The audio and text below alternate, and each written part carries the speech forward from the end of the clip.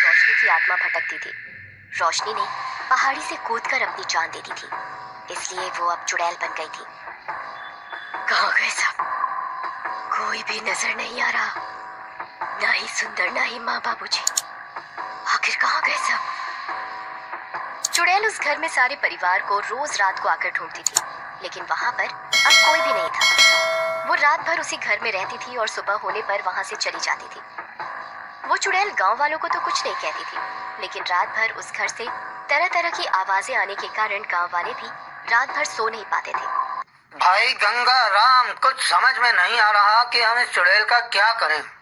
हमारे तो बच्चे रात रात भर डरते रहते हैं और सो भी नहीं पाते। भैया वैसे तो ये रोशनी की आत्मा किसी को कुछ नहीं कहते, लेकिन भैया चुड़ैल तो चुड़ैल है। क्या पता कल को हमारे घरों में ही आ जाए। हमको कुछ तो करना ही पड़ेगा। ठीक कहते हो तुम सब। ये सब उस सुंदर के कारण ही हुआ है। इतनी अच्छी गुणवान पत्नी की उसने कोई कदर नहीं की, इसीलिए उस बेचारी को अपनी जान देनी पड़ी। वो सब तो ठीक है काकी, लेकिन अब यह बताओ कि इस मुसीबत का क्या करें। देखो गांव वालों, हमको किसी बाबा की मदद लेकर ये जानना होगा कि आखिर ये चुड़ैल चाहती क्या है, क्योंकि जब तक उसको मुक्ति नहीं मिलती वो इसी तरह गांव में भटकती रहेगी। ठीक है, मैं आज ही जाता हूँ। सूरज नगर में एक बाबा है, वो हमारी समस्या का कोई हल निकाल सकते हैं। दुखिया सूरज नगर के लिए चल देता है। सूरज नगर पहुंचकर वो बाबा को सारी बात बताता है।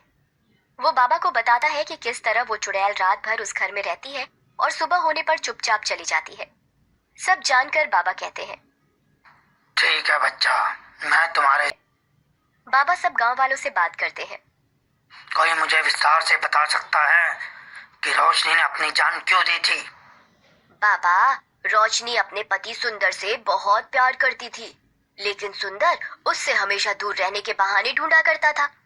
सारे गांव वाले रोशनी की तारीफ किया करते थे, लेकिन सुंदर को तो बस उसमें कमी ही दिखाई देती थी। सुंदर को उसमें क्या कमी दिखाई देती थी?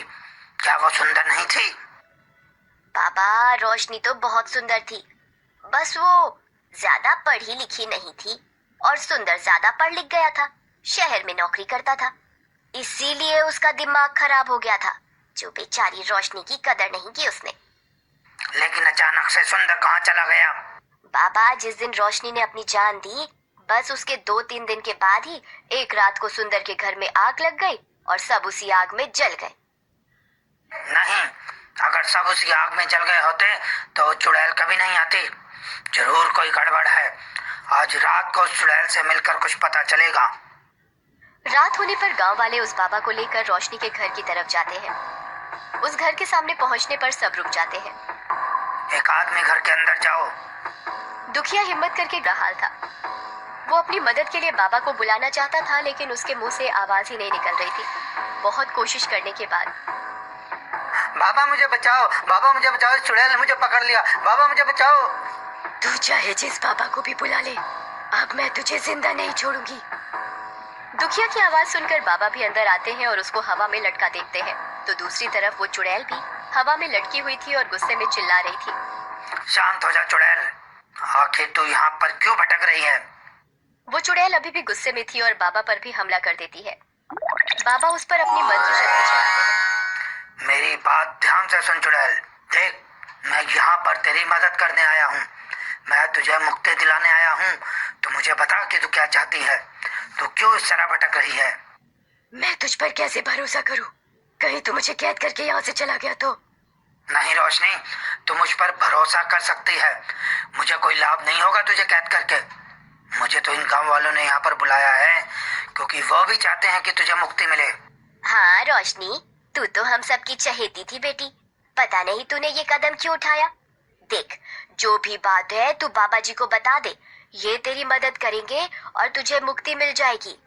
मुझे सुंदर चाहिए, बस। जब तक मैं उस सुंदर को नहीं मारूंगी मुझे चैन नहीं मिलेगा। लेकिन सुंदर और उसके माता पिता तो एक दुर्घटना में इसी घर में जल गए थे।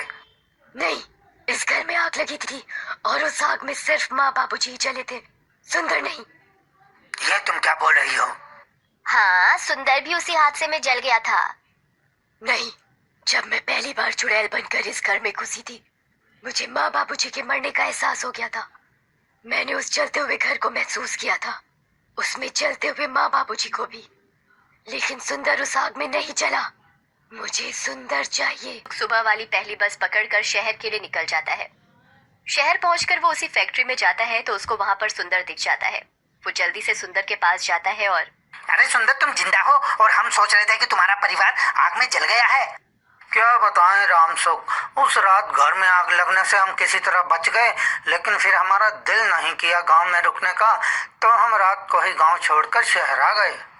रामसुख सुंदर को चुड़ैल वाली कोई बात नहीं बताता और वहां से वापस गांव के लिए चल पड़ता है। बस में बैठे हुए रामसुख को गांव पहुंचने में रात हो गई थी। वो बस से उतरकर सीधा सुंदर के घर की तरफ जा रहा था, जहां पर बाबा और गांव वाले उसका इंतजार कर रहे थे। रामसुख कभी आया नहीं शहर से, उसके आने के बाद ही हमको सच्चाई का पता चलेगा। बाबा, यदि सुंदर जिंदा हुआ तो क्या होगा? यदि सुंदर जिंदा हुआ तो हमको किसी तरह सुंदर को यहाँ बुलाना होगा और उसके हाथों से हवन करवाना होगा, जिससे इस चुड़ैल को भी मुक्ति मिल जाएगी। रामसुख भी तेजी से चल रहा था कि तभी उसको पीछे से आवाज आती है। रामसुख, कहाँ जा रहे हो इतनी जल्दी में? रामसुख मुड़कर पीछे की तरफ देखता है तो उसको वही चुड़ैल दिखाई देती है। चुड़ैल रामसुख को हवा में उल्टा लटका देती है और जोर जोर से हंसने लगती है। रामसुख, जिंदा रहना चाहते हो या मरना चाहते हो? मुझे जाने दो, मैंने तुम्हारा कुछ नहीं बिगाड़ा। जल्दी बताओ मुझे, कहाँ से आ रहे हो तुम? रामसुख तोते के जैसे बोलना शुरू कर देता है कि वो शहर से आ रहा है और सुंदर भी वहाँ पर जिंदा है। चुड़ैल रामसुख को नीचे उतार देती है और वहाँ से चली जाती है। रामसुख भी जल्दी बाबा के पास पहुँचता है और सब कुछ बाबा को बता देता है। ये तो बहुत बुरा हुआ। पहले हम हवन करके उस चुड़ैल को भी मुक्ति दिला सकते थे और सुंदर को भी बचा सकते थे, लेकिन अब सुंदर का बचना मुश्किल है। सुंदर वहाँ शहर में सो रहा था कि तभी वो चुड़ैल वहाँ आ जाती है और सुंदर को हवा में लटका देती है और उसको मारना शुरू कर देती है। मुझे मत मारो, मैंने तुम्हारा क्या बिगाड़ा है? तूने ही मेरा सब कुछ बिगाड़ा है सुंदर। मैं रोशनी हूँ, देख, और तूने मुझे क्या बना डाला। तेरी वजह से मुझे अपनी जान देनी पड़ी है। रोशनी, मुझे मत मारो। देखो, मैंने कभी भी तुम्हारे ऊपर हाथ नहीं उठाया, ना ही तुम्हें कभी मारा, ना ही कभी गाली दी, फिर तुम मेरे साथ ऐसा क्यों कर रही हो? मैंने तुझे अपनी मौत का जिम्मेदार तो माना है, लेकिन तुझे उसके लिए सजा देने नहीं आई हूँ। मैं तो ये जानना चाहती हूँ कि तूने अपने ही माता पिता की जान क्यों ले ली? जिन्होंने तुझे जन्म दिया, तूने उनको ही मार दिया। रोशनी, मैं उन्हें मारना नहीं चाहता था, लेकिन तुम्हारे जाने के बाद एक दिन माँ पिताजी ने मुझसे कहा, बेटा सुंदर, तू शहर चला जा। मैंने सुना है कि उस पहाड़ी से जान देने के बाद इंसान की आत्मा भटकती रहती है। हाँ बेटा, कहीं रोशनी चुड़ैल बनकर आ गई तो वो तुझे जिंदा नहीं छोड़ेगी, इसलिए तू चला जा बेटा। तू शहर में ही जाकर रहे। अब तू दूर रहेगा लेकिन सुरक्षित तो रहेगा ना बेटा? यहाँ पर तेरी जान को खतरा ही है। अब मैं आज रात ही शहर की बस लेकर शहर के लिए निकल जाता हूँ। रात होने पर मैं शहर के लिए निकल ही रहा था कि तभी मेरे दिमाग में ख्याल आया कि अगर रोशनी की आत्मा सच में आ गई और माँ पिताजी को अपने वश में कर लिया और सब जानकर वो शहर आकर मुझे भी मार देगी, इसलिए रात को जब मैं शहर आने के नहीं कर सकती, इसके लिए तुम्हें अपनी जान देनी ही होगी। चुड़ैल ने सुंदर को फिर से मारना शुरू कर दिया था। सुंदर चीख रहा था लेकिन उसकी चीख पुकार सुनने वाला वहाँ पर कोई नहीं था। चुड़ैल ने सुंदर को बहुत मारा और फिर उसको उसी कमरे में छोड़कर वहाँ से बाहर चली जाती है। थोड़ी देर बाद सुंदर की आंखें खुलती है। अरे, वो चुड़ैल दिखाई नहीं दे रही। क्या वो मुझे मरा हुआ समझकर यहाँ से चली गई है? ए भगवान, बस आज तुम मुझे इस चुड़ैल से बचा ले। सुंदर अभी अपने आप से ये सब बातें कर ही रहा था कि तभी उसके कमरे में आग लग जाती है।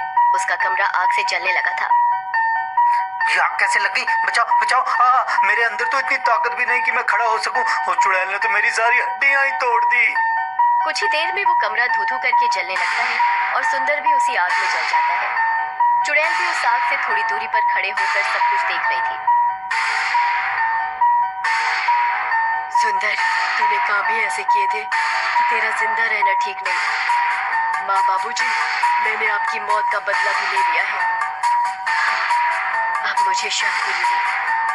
चुड़ैल अब वहां से चली गई और थोड़ी देर में वो अंधेरे में गायब हो गई। उधर गांव में भी उस दिन के बाद सुंदर के घर में कोई आवाज नहीं आई। लगता है रोशनी की आत्मा ने सुंदर को मारकर अपना बदला ले लिया।